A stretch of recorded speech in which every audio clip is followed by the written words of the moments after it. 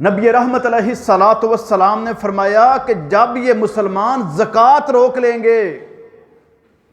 اللہ کا حق ادا نہیں کریں گے، کیونکہ جو بندہ اللہ کا حق غصب کرتا ہے وہ بندوں کا بھی حق غصب کرے گا، پھر وہ کرپشن کرے گا، وہ 2 نمبری کرے گا، ہر 2 نمبر دھندا کرے گا، جیسے بھی وہ ظلم کر سکتا ہوگا وہ ظلم کرے گا، عوام کو لوٹے گا، ملکوں کو کنگال کرے گا، اس کے اندر تباہی مچائے گا، کفار کا ایجنٹ بنے گا، ان کا نمائندہ بن کے دن رات اس ملک کو اور امت کو تباہ کرنے کی وہ سازشیں کرے گا۔ اگر وہ اللہ کا حق کھانے والا ہے تو اس سے کسی قسم کی خیر کی توقع ہے ہی نہیں، اور اگر وہ اللہ کا حق ادا کرنے والا ہے، محنت خود کرتا ہے، کماتا خود ہے،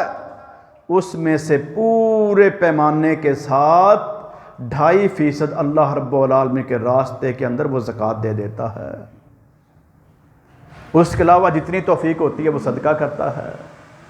اب یہ بندہ جو اپنی کمائی کو اللہ کے لیے دے رہا ہے، اور اللہ نے خود تو نہیں نہ لینی،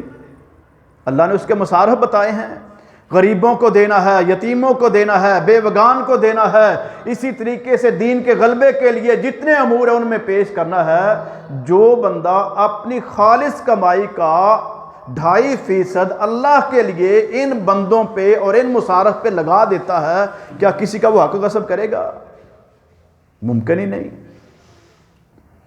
وہ کہے گا میں تو اپنا حق اللہ کے لیے لوگوں پہ تقسیم کرنے والا ہوں، میں لوگوں کا خون کیوں چوسوں؟ یہ جتنے سکینڈلز آ رہے ہیں چوریوں کے، ڈکیتیوں کے، وارداتوں کے، کرپشن کے، ملک کے اندر یہ بڑے بڑے مگرمچھ جو اس قوم کا خون چوس رہے ہیں، صرف اس وجہ سے کہ وہ سب سے پہلے اللہ کے حق پر ڈاکہ مارتے ہیں، اللہ کا حق کھاتے ہیں، پھر ان کے حوصلے بڑھتے ہیں، پھر اللہ کے بندوں پر وہ ظلم کرتے ہیں۔ اس لیے پیارے پیغمبر علیہ الصلوۃ والسلام نے فرمایا کہ جب یہ زکوٰۃ روک لیں گے تو اللہ رب العالمین آسمانوں سے بارشوں کو روک لے گا، اس وقت تک بارشوں کو نازل نہیں کرے گا جب یہ زکوٰۃ نہیں دیتے، اور اگر اللہ بارشیں نازل کرتا ہے، اس پانی کے نظام کو چلاتا ہے، یا بارشوں کو بہت زیادہ کر کے سیلابوں کی صورت میں لے آتا ہے، تو یہ بھی وہی عذاب کی کیفیت ہے۔ بارش نہ ہو تو قحط آتا ہے، وہ قحط بھی عذاب ہے، بارشیں بہت زیادہ آ جائیں تو وہ سیلاب ہوتا ہے، وہ بھی عذاب ہے۔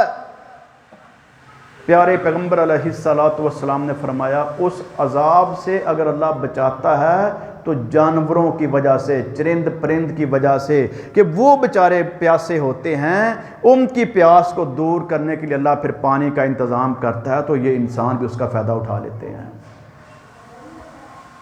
انسانوں کی کرتوتیں ایسی بھیانک ہیں کہ اللہ کا غیظ و غضب بھڑک اٹھتا ہے۔ اس لیے اگر ہم یہ چاہتے ہیں کہ اللہ رب العالمین آسمانوں سے مفید بارشیں نازل فرمائے جو نفع بخش ہوں، جو انسانی صحت کے لیے بہتر ہوں، جو فصلوں کے لیے بہتر ہوں، جو نسلوں کے لیے بہتر ہوں، جو جانوروں کے لیے بہتر ہوں، جو ماحول کے لیے بہتر ہوں، جن سے تعمیر و ترقی کا کام ہو، آمدن بڑھ جائے، فوائد ہی فوائد ہوں، تو پھر وہ بارشیں ہوں گی جب مسلمان زکوٰۃ دینے والے ہوں گے۔ دیکھ لیں کہ ہمارے معاشرہ کی کتنی آبادی ہے جو زکوٰۃ دے رہی ہے، اور کتنے وہ لوگ ہیں جو ہیرا پھیری کر جاتے ہیں، اللہ کے حق کو کھا جاتے ہیں۔ آج موقع میسر ہے،